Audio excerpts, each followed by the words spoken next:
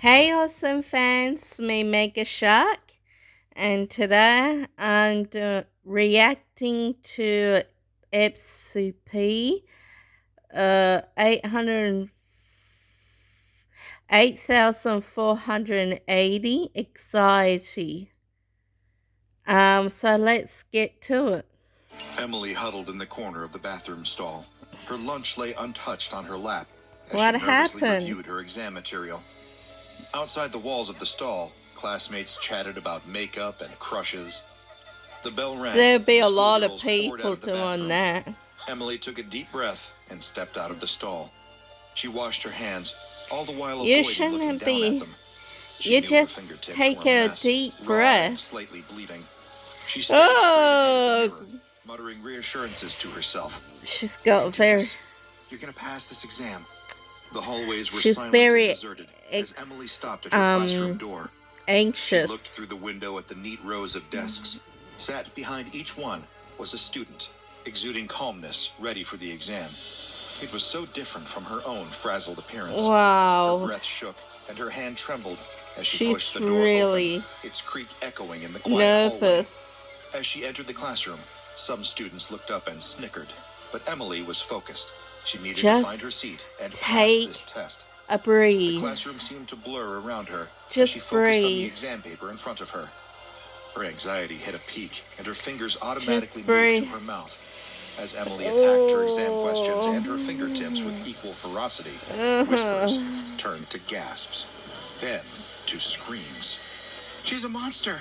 one student cried out. Emily, deeply absorbed, kept writing, unaware of the chaos brewing around her.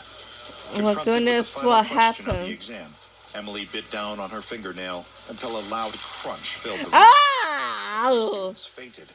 One vomited. The rest were in too much shock to react. Oh my When the gosh. teacher came over to help, Emily, still lost in her exam, accidentally shoved her away. Blood was sent splattering across the floor and onto her paper. Emily's eyes moved from her stunned teacher to her own hands, her expression turning to horror. Still, her mind urged her on. Wipe the blood away, keep writing. She continued until paramedics arrived and pulled her from her desk. In the plain, clinical office of the psychiatrist, What Emily sat with her happened? injured finger tightly wrapped in gauze. Blood still seeped through, staining it red. They should take her psychiatrist, to a the woman with a calm hospital yet assertive first. manner, started to discuss everything that led to her being committed to this facility. Psychiatry Unaware, Emily after began the nibbling on her other hospital. hand. Do you know what a coping mechanism is? The psychiatrist asked in a gentle but firm tone. Emily, her eyes misting with tears, shook her head slightly while her hand moved instinctively to her mouth. It's something you do to reduce stress or discomfort, the psychiatrist explained, observing Emily closely. But if it hurts you, it's considered maladaptive, like your nail biting. It's bad. Emily stopped biting and clenched her hand into a fist in her lap, fighting the urge. Hey, I do get anxious and bite my nails, but not that bad. Emily nodded, her mind drifting back to a dark memory she wished she could forget.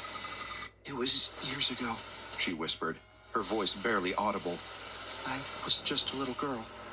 She described the night it all started. Her father drunk and aggressive, her mother late, sparked a violent argument. Sent to her room, Emily listened as the noise grew. Oh my gosh, abusive father. Thud.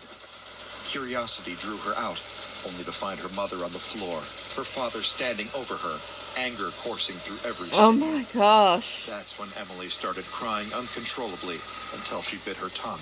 The pain cut through her sobs. That was when I learned that pain, Emily said, looking into the psychiatrist's eyes. Pain could silence the fear, the anxiety. Oh my gosh. Made everything quiet. Oh my gosh. That is so bad. That's so bad. She needs to go to the hospital. Bleeding so bad. They should give her a focus after a hospital. Manage your feelings.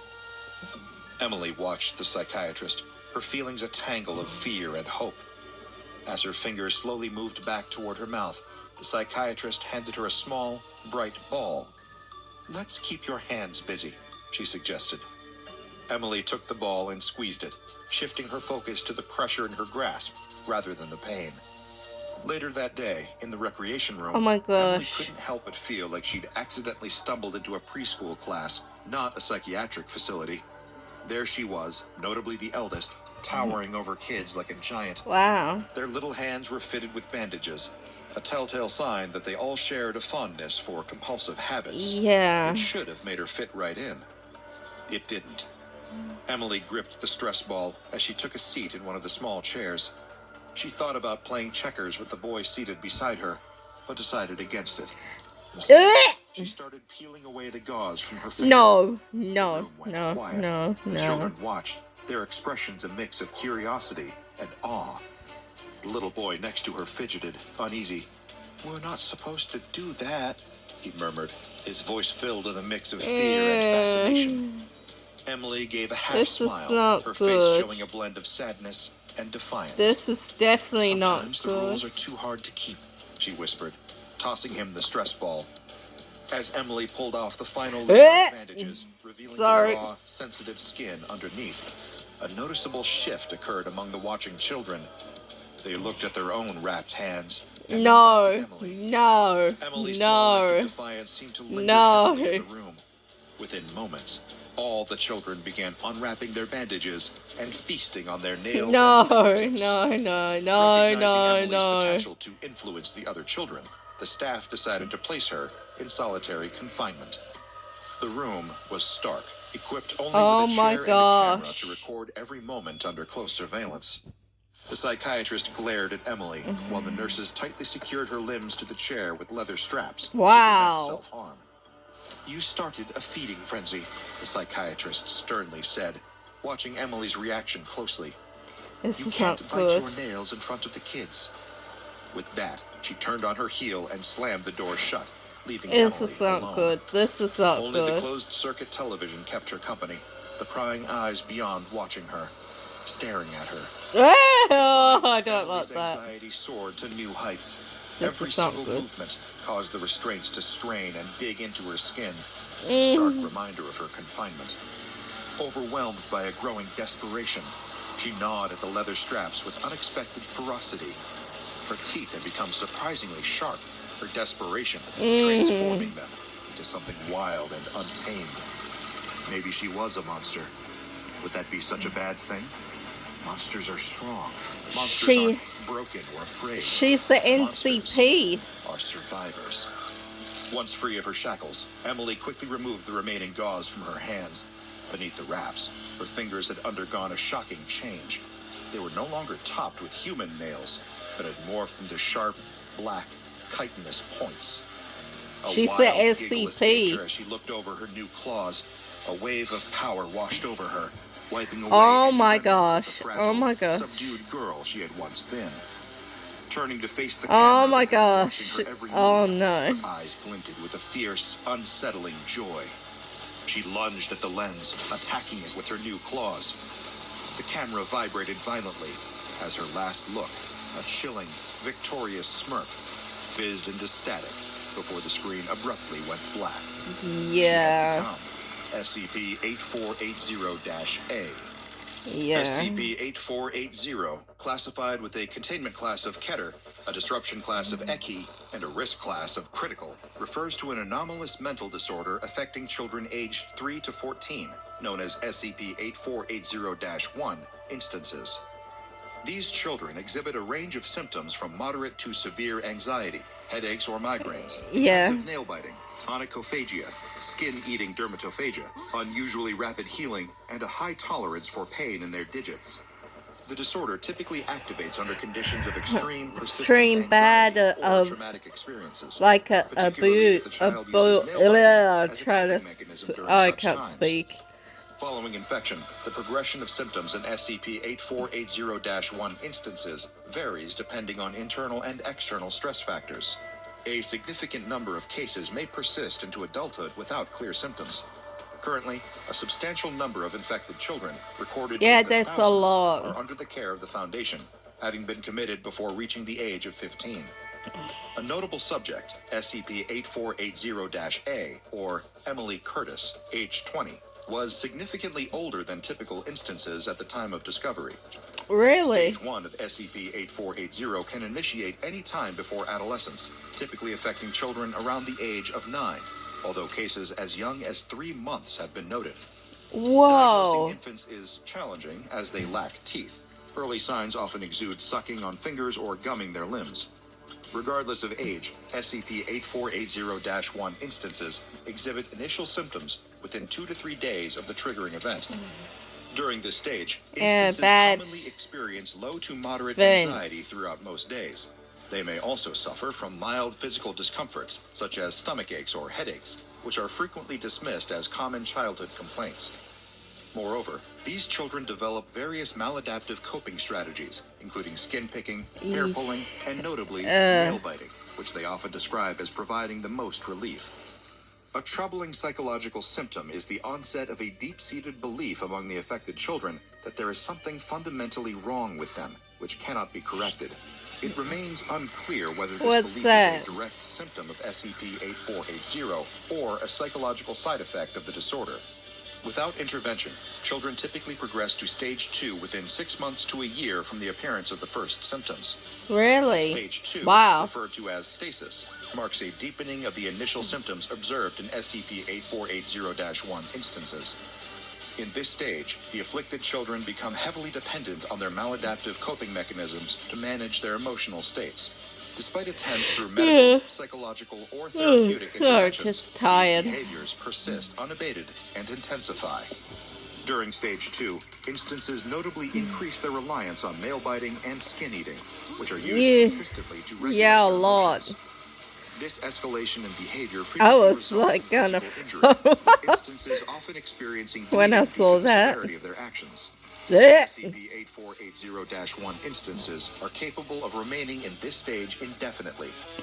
Notably, SCP-8480-A is the oldest recorded instance who had remained in Stage 2 until just before being admitted into Foundation care. Progression to Stage 3 occurs only after an SCP-8480-1 instance endures a significant and prolonged period of stress, anxiety, and traumatic experiences. The specific circumstances that catalyze this transition vary from individual to individual, making it challenging to predict exactly what will trigger the advancement to Stage 3. Stage 3, termed she felt trapped, she did. For SCP-8480-1 instances, where mitigation of symptoms and reduction of self-inflicted injuries become the primary focus, as further recovery is not feasible. In this stage, all previous symptoms escalate from moderate to severe, accompanied by several distinct and severe anomalous effects. The skin and muscles in the fingers and hands of affected individuals soften significantly, making them more susceptible to damage. Biting their fingers, nail beds, or hands triggers the production of nerve blockers and endorphins in the brain. Really? This adaptation reduces pain and provides a brief sensation of pleasure, complicating the cessation of these behaviors. The hardening of the teeth enables instances to bite through not just flesh, but also bone, intensifying the severity of the condition. Anomalous cellular regeneration is heightened, leading to rapid tissue repair and forcing a cyclical pattern of self-consumption to manage emotional distress. Instances develop a compulsive need to consume the flesh and nails around their fingers, driven by their accelerated healing rates. Affected subjects experience a profound psychological impact, feeling fundamentally broken and no longer identifying as human. This manifests in a loss of interest in normal human activities, including eating anything other than their own body. Current research efforts are directed towards finding potential cures or methods to neutralize SCP-8480. However, no effective treatment has been discovered yet. Instances in Stage 3 will persist in this state until their biological functions cease, underscoring the dire nature of this advanced stage of SCP-8480. Stage 4, known as Reclamation, represents a profound transformation in SCP-8480-1 instances, believed to occur after a period of deep self-reflection and acceptance of the traumas that triggered their condition. This stage is only reached when an instance stops the constant self-consumption of their fingernails and surrounding tissues. The symptoms characteristic of Stage 4 include complete cessation of pain, although it remains unclear whether this lack of sensation is due to physiological changes or psychological factors. A significant reduction in anxiety levels, which drop to minor or Yeah, negligible. it's not The nature of this good. reduction, whether anomalous or not, is yet to be determined. While compulsive behaviors like nail biting and skin eating cease, subjects continue to exhibit other maladaptive coping mechanisms and signs of psychological distress. The development of black chitinous growths in place of fingernails, which are capable of cutting through metal, stone, and organic that materials, is really marking a significant bad. physical anomaly. Enhanced physical capabilities, including increased strength, endurance, and metabolism, which contribute to a heightened state of existence. Marked increase in hostility towards Foundation staff, coupled with a refusal to remain in containment, posing significant challenges to management and security. Due to these complexities and the substantial threat posed to normalcy, containment protocols for SCP-8480-1 instances in Stage 4 have been entirely revised. All previous treatment approaches have been suspended indefinitely, reflecting a shift in strategy in response to the unique challenges presented by this advanced stage. All SCP-8480-1 instances are mandated to be isolated and contained at Site 80-P, ostensibly under extended psychiatric care. Bandages, gauze, splints, and casts are provided only upon the instance's request. A critical part of the containment strategy involves placing any potential SCP-8480-1 instance in a controlled, traumatic scenario post-identification, without the awareness of the subject or their guardians. Should symptoms escalate after the induced trauma, the individual is immediately transferred to Foundation custody. Strictly, Foundation staff are prohibited from offering counseling, support, or any mental health treatments to SCP-8480-1 instances. Because how dangerous instances are not discouraged from engaging in maladaptive auto-cannibalism, as this behavior has shown to deter the progression to Stage 4. Consequently, and makes them go worse. Instances require minimal sustenance, only needing food and water once a month, and are kept in solitary confinement continuously. SCP-8480-A, identified for aggressive immediate measures, is to be neutralized upon detection, with remains to be sent back to Site 80-P for detailed analysis and further study. Now go and watch another entry from the files of Dr. Bob that will make you question whether your nail biting is just a bad habit or an anomaly in the making. And make sure you subscribe and turn on notifications so you don't miss a single anomaly as we delve. Okay, the next one is SCP-20, Unseen Mold. So let's get to it. Team 2 moves towards the Red House, weapons at the ready. Their comms crackle with information. Oh dear, what's happening? Overhead. One heat signature inside. The target is definitely home. The squad leader motions to the soldiers, what is it? gesturing for them to cover the team's flank. Two of his men understand immediately, their rifles raised. The rest of Team 2 form up, waiting for the order to breach the door.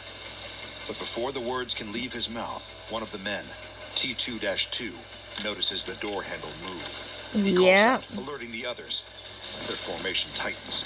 So too does the pressure on the grips of their rifles, just as the target appears from behind the door. The squad leader steadies himself. He knows the target looks like an ordinary woman, or at least she used to. The live feed playing through the goggles affixed to his helmet showed the truth. Huge splotches of red cover most of her face, trailing down her neck and arms, all the way to the fingers that are wrapped around a kitchen knife. Yeah, she's holding a knife. Sweetly, innocently even, welcomes the armed men at her door, inviting them in. The squad leader barks at her to get down on the ground, to drop her weapon. But still, the target insists that the team of heavily armed men in tactical gear just stop being silly, and tells them to come on inside and stay for a while. Be careful. She takes a half step out of the doorway towards Team 2, knife still firmly in her hand, despite the squad leader's warnings to stay where she is. None of his orders to drop the knife and stay put seem to deter her. T2-4, the closest team member to her, reaches for his belt and slowly unclips a thermite grenade. The Foundation already cleared its use. The target needs to be burned. Then she says something that makes a chill run down the whole team's spines. What? We just want to have some guests. Please, come in. As far as any of the team can see, there is no we, just the target standing there alone. Unless she means we, as in the things growing on her face. The squad leader barks at her again, louder than ever, demanding that she drop the knife. The target lunges for T2-4 before he can properly prime the incendiary weapon in his hands. The kitchen knife in her hands is plunged into the gap between what is oh no! Oh shit! Sorry, I didn't mean to swear. His leg as he kicks hard against the glass. It's old and shatters on impact. The aspiring YouTube star quickly pulls his leg back to avoid the shards that come raining down. He takes care to avoid the edges and any leftover pieces of glass that are still clinging to the frame as he makes his way inside. Urban exploration. That's long been the name of the game for Scarezilla. He's just cracked his first 100,000 subscribers, and it's time to start taking the road to the first million seriously.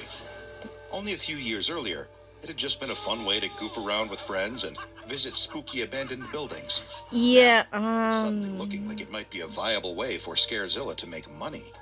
But to take it seriously, he's had to make some choices.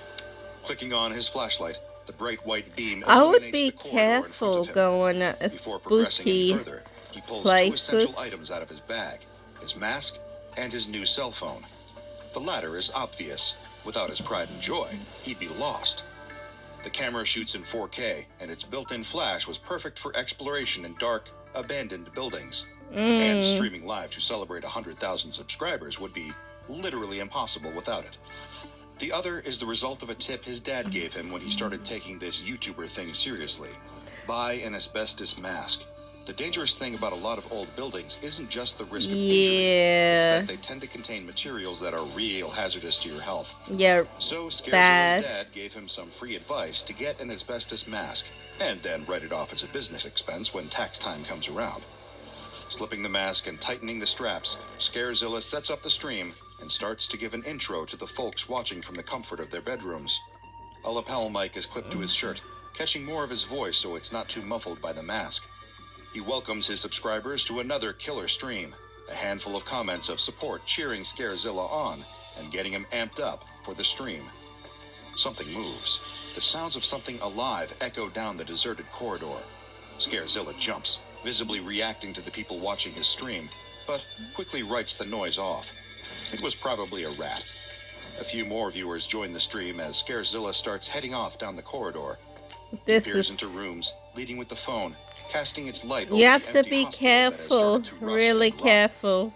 The hospital This looks is not exactly good. like it did when it was first abandoned, like everyone just walked out and disappeared one day. Parts have been A scorched lot to of almost a cinder. dangerous things Scarezilla in remembers reading that there had been a forest fire in the haunted area that wiped out most places. of the small town. Wandering through places like this, it's hard for Scarezilla to ignore just how isolated he is.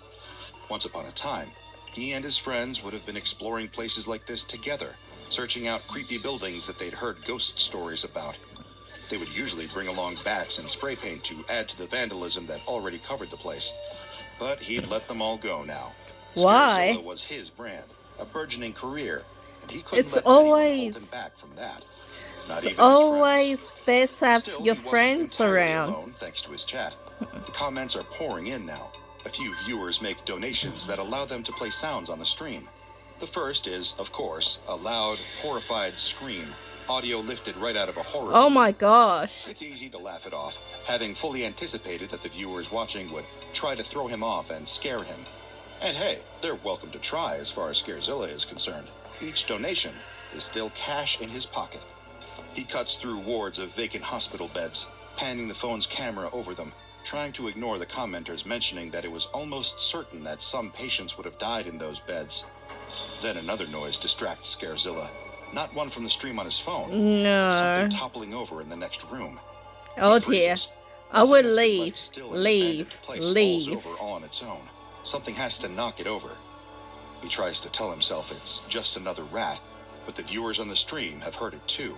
And like an enthusiastic audience, they want to see what Oh caused my it. gosh, it's Knowing not full good. well that nothing is likely to jump out of the dark and attack him, Scarezilla reluctantly You think exits the about ward he'd that? been in. He crosses through another empty, burned corridor towards the room the sound had come from.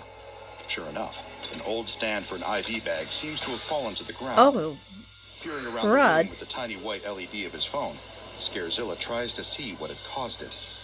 A dark shape shoots out from oh my gosh. Scarezilla feels it racing over his foot and screams, Oh my gosh. dropping Oh my his phone and gosh. screen down, the camera facing the ceiling. The light from the flash catches an enormous, engorged rat as it scurries out of the room. Scarezilla sighs in relief, then braces himself for the inevitable roasting from his commenters. Reaching for his phone and flipping it over, announcing that it had just been a rodent of unusual size, he expects to see messages mocking the scream he let out. But instead, the comments all seem to be discussing something else, barely interested in what had happened to Scarezilla. Yeah. The chat is alive with comments about the ceiling. Strange dark circles. At UrbexFan420, ew, what is all that stuff? At SpookyWatcher237, gross, is that mold? At Here in My Garage 7 replied, nah man, that's just from where the building got char grilled. At DeGrabber68 replied, there's something up with that ceiling, dude. What are all those dark circles? Scarezilla cranes his neck to look at the ceiling, where the phone camera had been pointing to only a moment ago. There's nothing there. It's a little worse for wear, but hardly anything unusual for an abandoned building.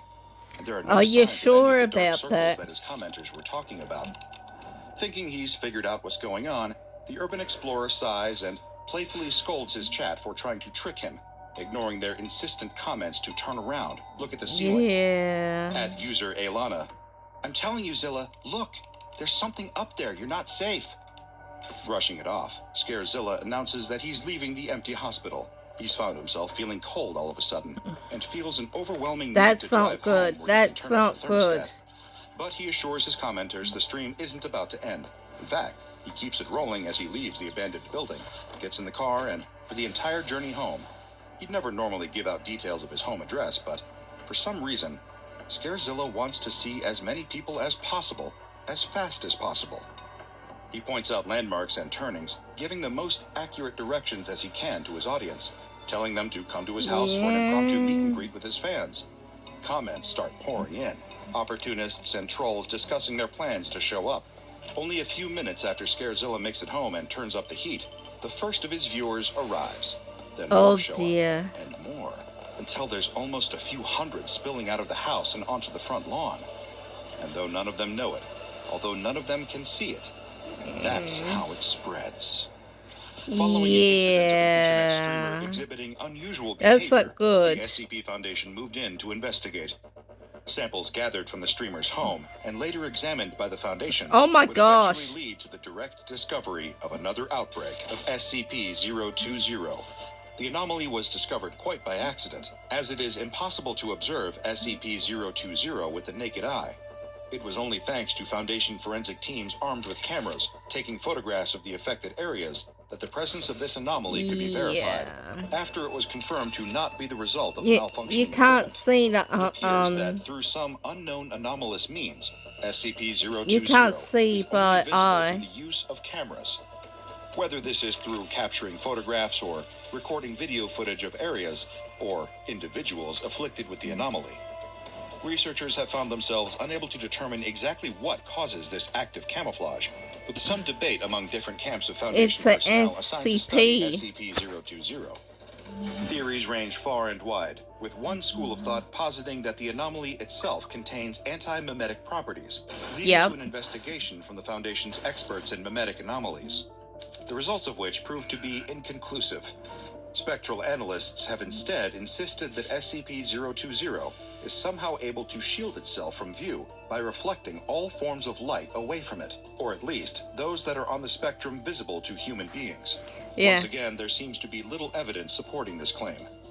The idea is, however, at least more plausible than some of the further outlandish claims made about SCP-020. What is it? Including one researcher proposing that the anomaly was actually a series of beings that originated from an entirely flat alternate universe lacking three-dimensional space. This claim has been widely discredited by the SCP Foundation and dismissed as likely caused by the influence of psychoactive drugs, the discovery of which caused the dismissal of the researcher who proposed the theory. Oh my gosh. They were, however, right about one thing. SCP-020 most certainly is alive.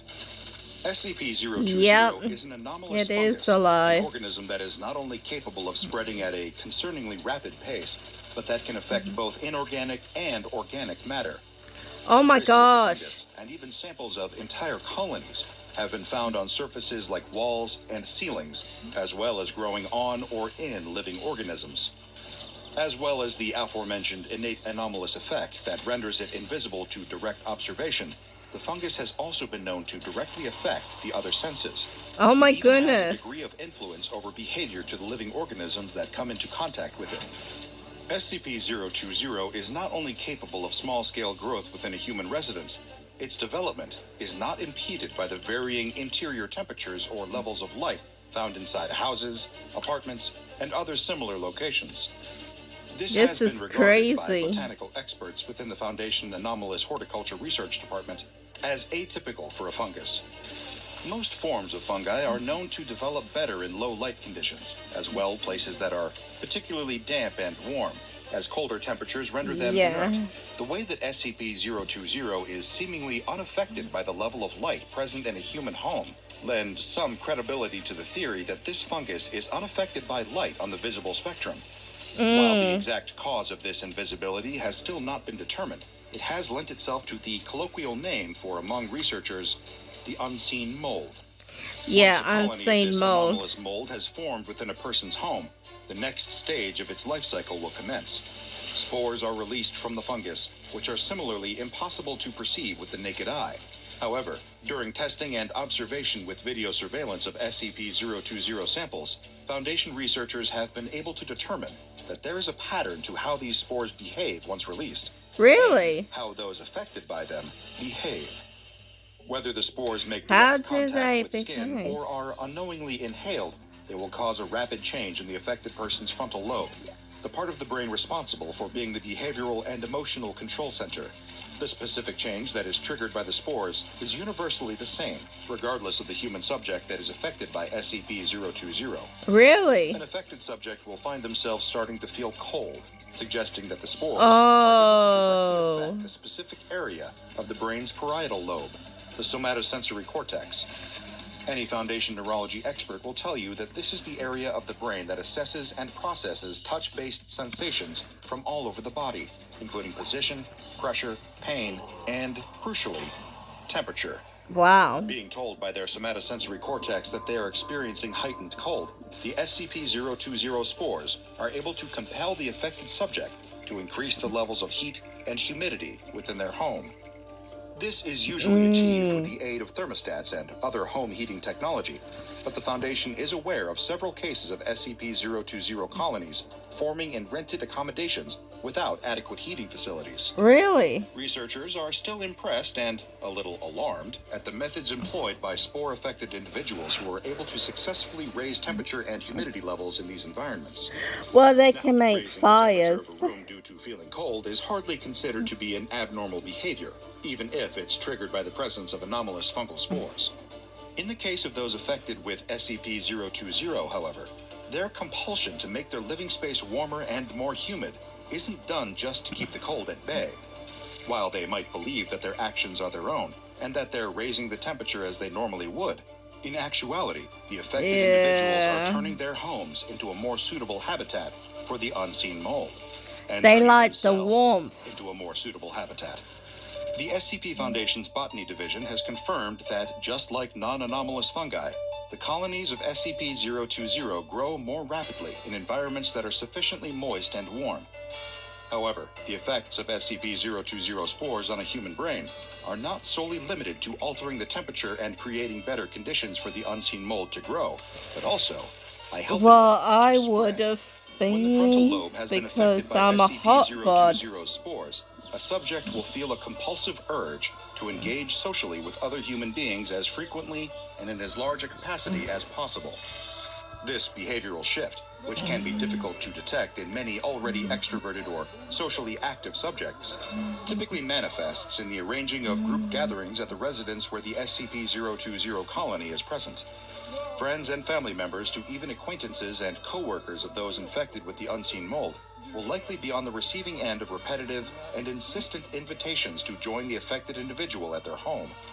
Attending any of these proposed gatherings, these people will be unaware of the infestation of SCP-020, Yeah, they thanks to wouldn't them being know. unable to perceive it. However, unbeknownst to them, their attendance will allow the invisible anomalous fungus to spread as that's spores not from the good. mold colonies from around the affected person's residence affix to guests' clothes. In some cases, camera imagery has revealed that the spores can land on these attendees' skin, and new colonies of SCP-020 will develop and grow directly on their bodies. This is usually characterized by severe reddish, almost beetroot-colored splotches appearing on the skin. It looks However, like rashes. these are, as mentioned, only visible through photographs or video footage. Even with the spores now spread to new locations through new carriers, the SCP-020 colonies at the original residence will not stop producing spores. That's not This will good. continue at an exorbitant rate until the amount of spores and colonies of unseen mold present at a location reaches a critical level of concentration. When this happens, the spores' effects on the initial infected subject will rapidly become more extreme. Their overall health will begin to deteriorate, resulting in death after a short period of time. Really bad. However, once the affected subject That has is expired, so they bad. still pose a risk of spreading an SCP-020 infection. The mold will continue to grow, remaining invisible Oh on my a deceased gosh. body, allowing it to spread to any emergency responders, paramedics, healthcare agents, or whoever else might make contact with the affected cadaver. Oh This no. has also, in numerous cases, led to several colonies of SCP-020 being discovered in morgues and mortuaries, This is not as good. well as inside vehicles used in the transportation Oh, of affected shoot. bodies. The Foundation's initial discovery of SCP-020 took place in a civilian home in Redacted, the residence of a woman who worked at a local hospital. Concerns first arose from an undercover Foundation agent embedded within the ranks of the hospital staff, who noted that one of their colleagues was exhibiting a dramatic shift in her personality. Yeah, Where she that's had not previously good. been withdrawn and introverted, the woman seemed to be making active, almost aggressive efforts to socialize with as many people as possible, both during her work at the hospital and outside away from the job. This is The change in not behavior, good. in this case, was so dramatic that it was immediately noticed by the undercover operative in the hospital, and after raising it with a Foundation behavioral specialist, they were able to determine that this change had not been caused by any psychological factor. With the presence of an unknown, at the time, anomalous behavioral infection, Mobile Task Force 8-10, also known as See No Evil, were dispatched to the home of the affected woman. Unmanned aerial vehicles detected her And signature they from got above, attacked, and they MTF did. operatives moved to breach the house, only to find the woman standing in the doorway holding a kitchen knife. Video of the incidents showed that 2/3 of her face had been covered by SCP-020 colonies. Audio and video recordings of the mission captured her saying, "We just want to have some guests."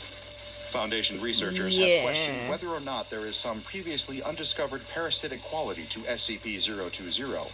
However, it is unknown if and to what extent the unseen mold uses affected persons as a host.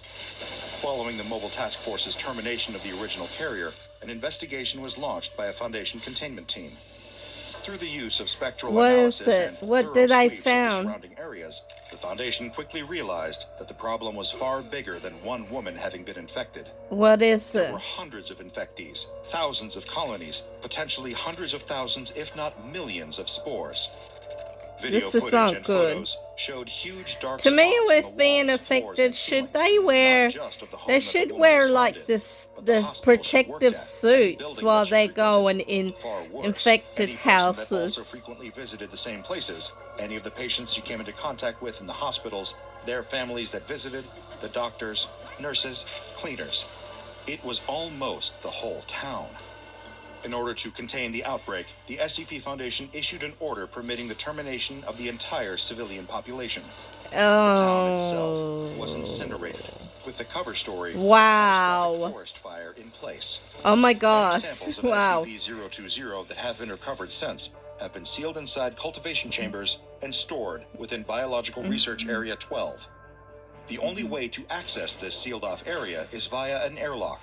The delivery of nutrients and other essential maintenance to cultivate the anomalous fungus is carried That's out a good using idea, remote-controlled using the robots, robot. ensuring that the chamber itself remains sealed at all times. Yep. No human personnel of any level of security Good clearance are idea. to be permitted entry at any time. Through the use of hermetically sealed video surveillance equipment, research teams assigned to study SCP-020 keep a close eye on the anomalous fungus. Meanwhile, Foundation engineers and containment experts ensure that the air-sealed chamber housing the specimens maintains its integrity. All SCP Foundation personnel who enter the vicinity of the containment chamber must be fitted with full biosafety level 5 equipment.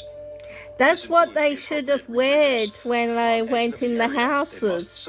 They should have worn these protection suits when they went at least 12 separate the outbreaks of houses. unseen mold. The Foundation is continuing to investigate the possible source of the fungus and develop preventative measures. However, at present, there is no known way to counteract the effects of an SCP-020 infection in humans. Oh my gosh. Well, that'll be it for now, awesome fans. And please, I need you to subscribe. I need that 1,000 subscribes. Please, awesome fans. And don't forget, hit that like button and comment down below. Have a nice day, awesome fans. Bye.